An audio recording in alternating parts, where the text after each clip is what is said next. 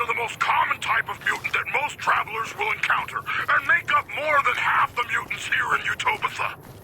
Best friend Tabitha, some of our listeners may wonder how you can call them dum-dums on the air like this. That's a good question, Rhonda. Thank you. The truth is, they're so dumb, they don't even know that I'm talking about them right now. And that's another revealing look at mutant kind. Second-generation super mutants. Big, numerous, dumb. More after this.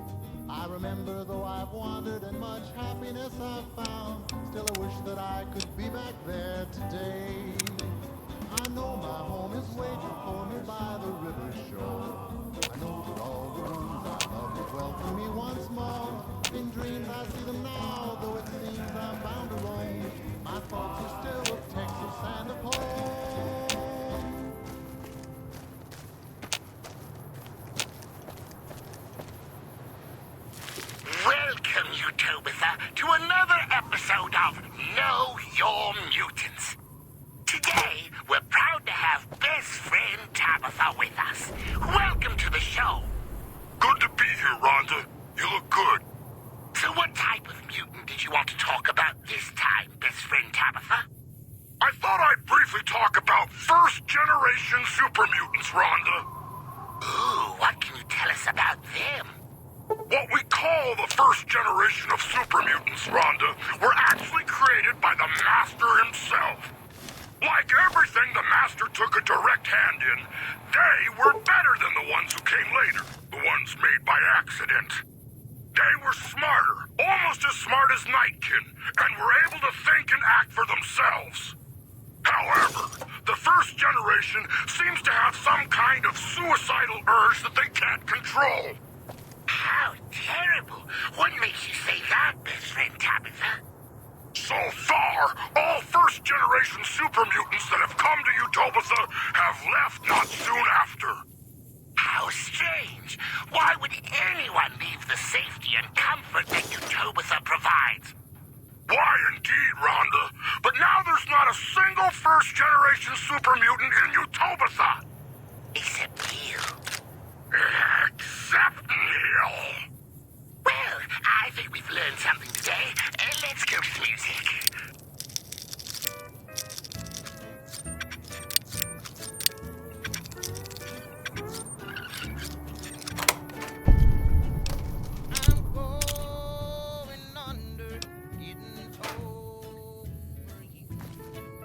I'm going under,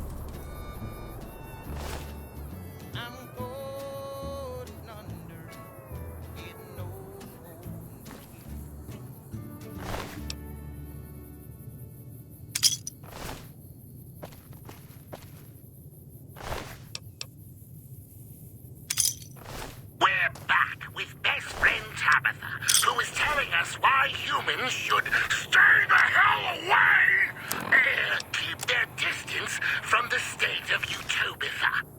Thank you, Rhonda. That's a good point. As you know, one of the many benefits of living in Utopia is the ready availability of pet centaurs. Ooh, I love the centaurs. They're just so cute. Exactly, Rhonda. Who could resist those sweet little faces and that cute way they shuffle around on all those hands they have? But humans must be so caught up with their pleasant features that they forget the most important thing about centaurs. And what might that be, best friend Tabitha?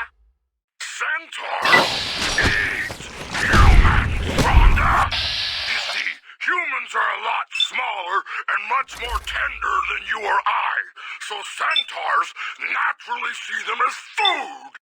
Ah, that would make it hard for them to get along, wouldn't it? Indeed. Given the situation, I had to make a hard choice when I created Utopia. Do we invite weak, greedy humans who would just die anyway? Or cute, lovable centaurs who fight and die for us and ask nothing in return? After much deliberation, I went with the centaurs. And there you have it, Utopia. The next time you play with a huggable, lovable centaur, remember that best friend Tabitha made it all possible.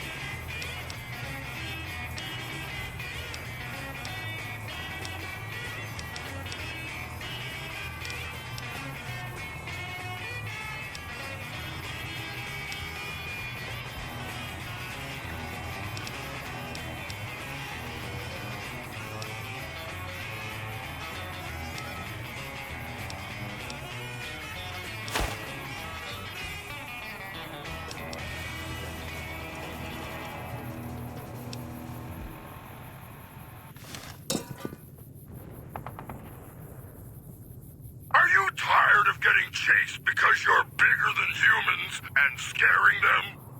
Did you kill some and they overreacted? Are two-head bear people shooting at you and battle cattle mooing? Beware the battle cattle. Leave the fear behind. Leave the fear behind. Meet at the mountaintop. Enjoy life in a state of utopia. Free. Safe. Hey! Over here! Freedom Are you listening? following the commands of Go to the big room on the east side of this building and take the metal staircase all the way up. And hurry. Many infractions are punishable by death. No allowances for dumb misunderstandings. Utobitha, come feel the Stop wasting time.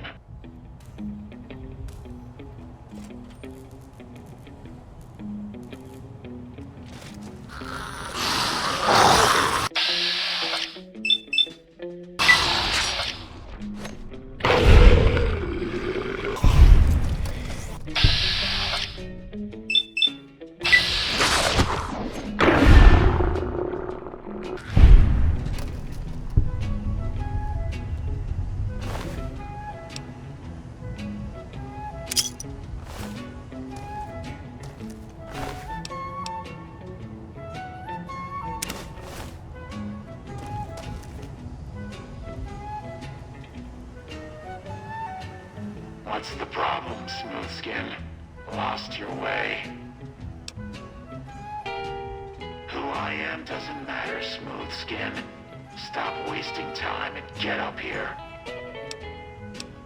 Like I said, find the metal staircase in the big room on the east side of the building.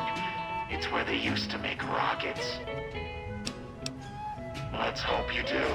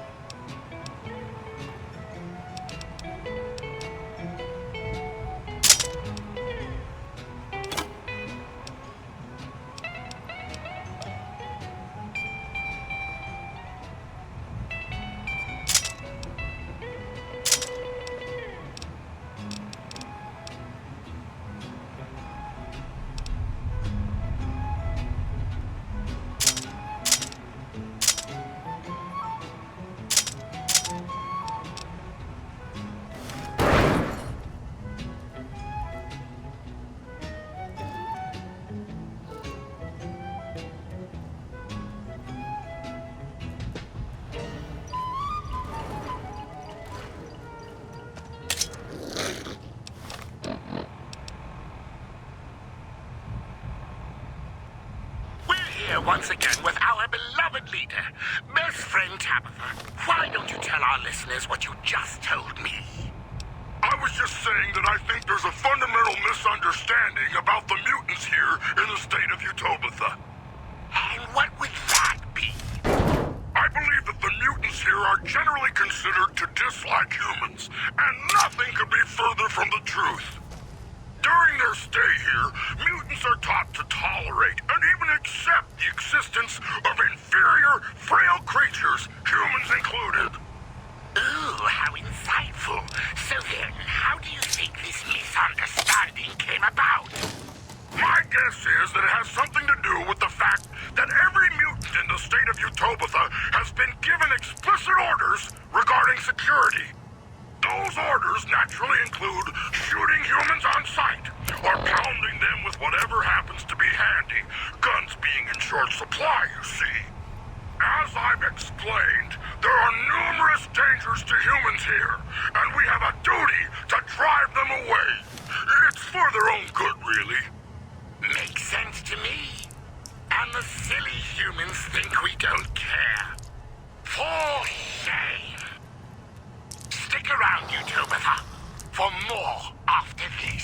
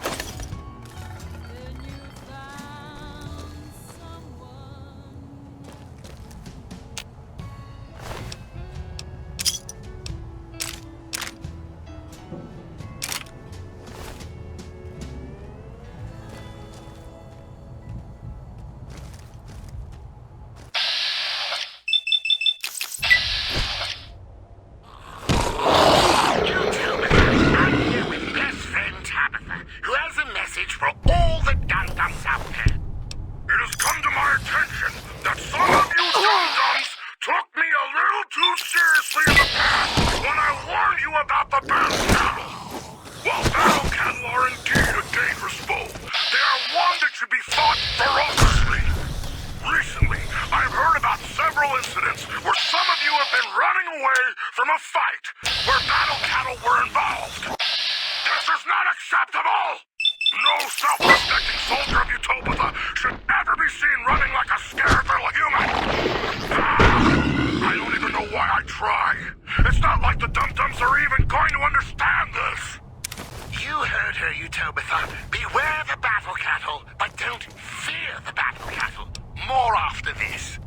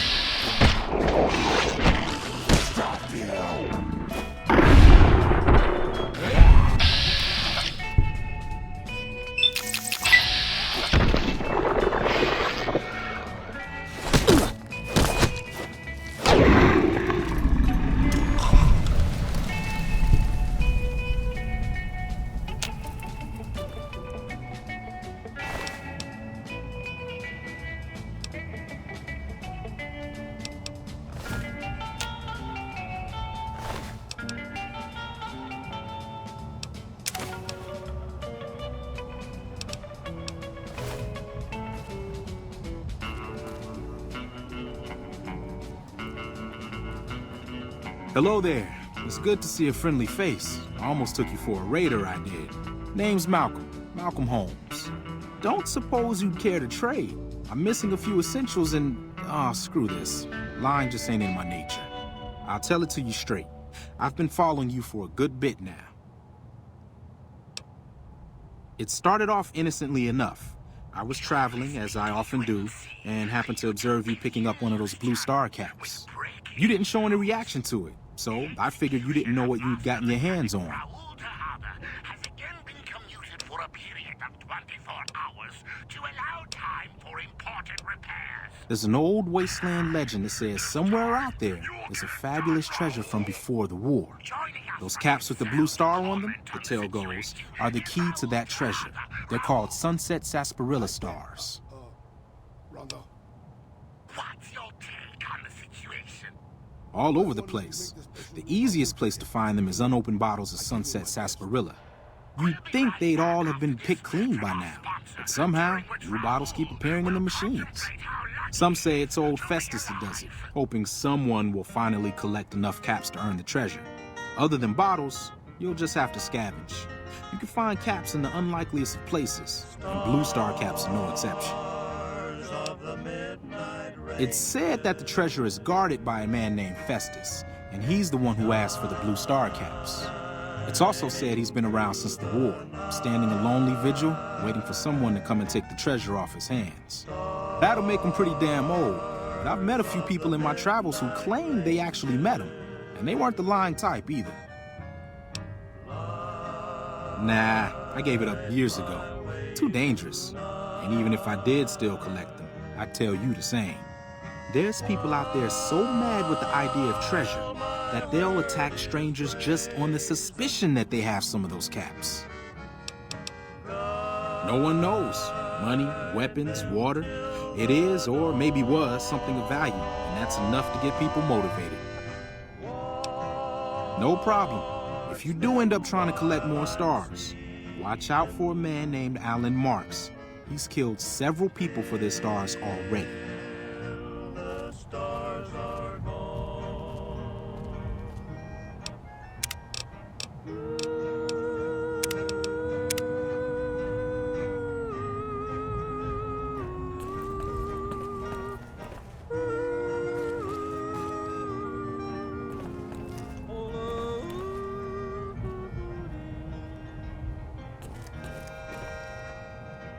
All right, Smoothskin, I'm letting you in.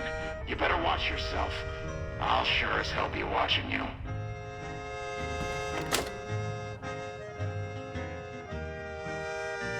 God, but are you ugly. Get upstairs and talk to Jason before I throw up just from looking at you. Your pranks won't work on me, Smoothskin. They won't work on Jason either. Stop wasting my time, Smoothskin. Go waste Jason's.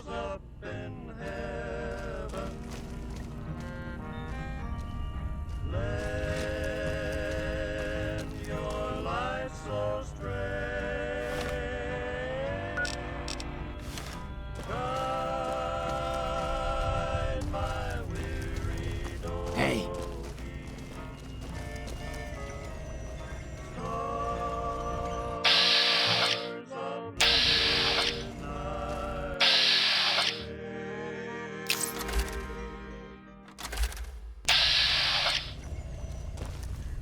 Welcome back, Utopia. I have with me best friend Tabitha, who has something important she'd like to share. Well, Rhonda, I'm a little concerned about the number of humans that keep coming to Black Mountain. Humans here?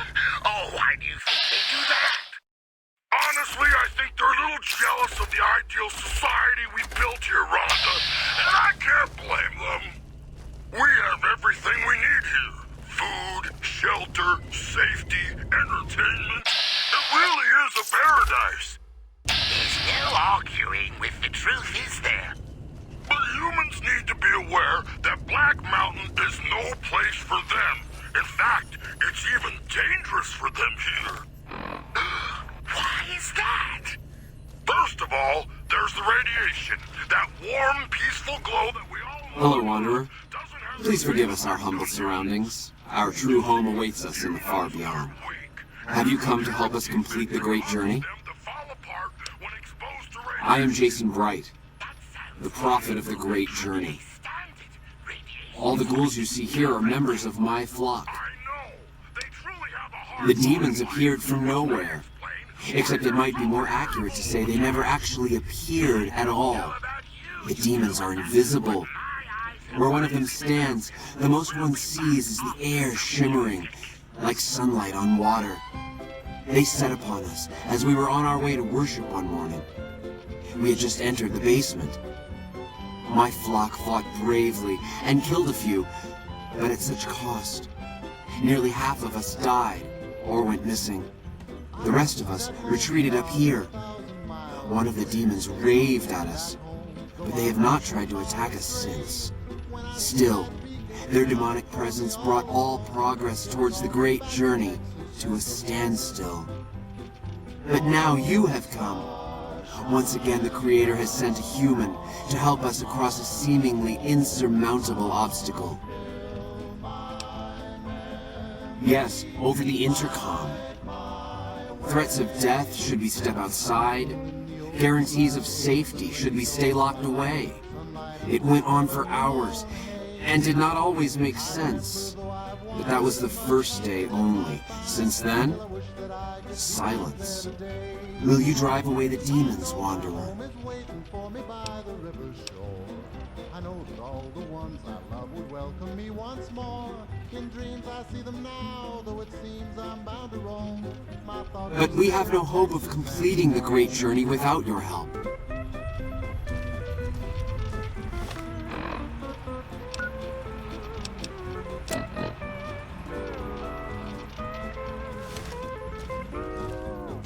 Will you help us, Wanderer? Yes, Wanderer?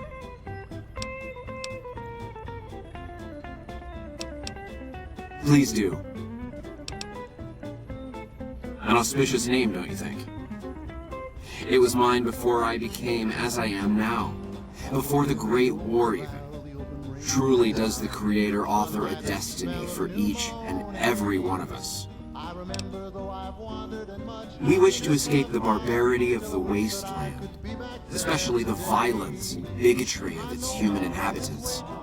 The Creator has promised to my flock a new land, a place of safety and healing, a paradise in the far beyond. Preparations for the great journey were nearly complete when the demons appeared.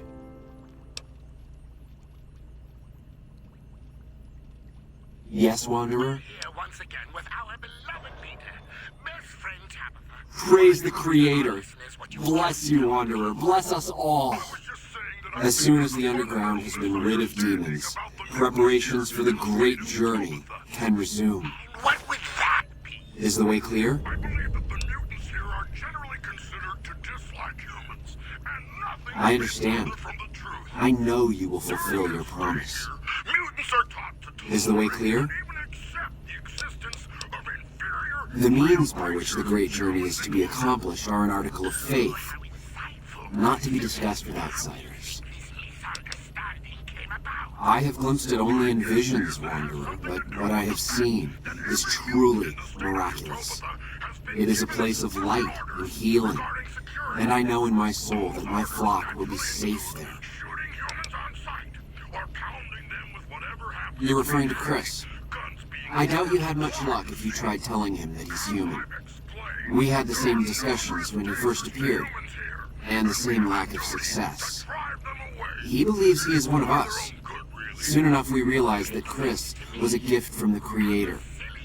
He is integral to the success of the great journey. Stick around. Let me know when the underground has been rid of the demons.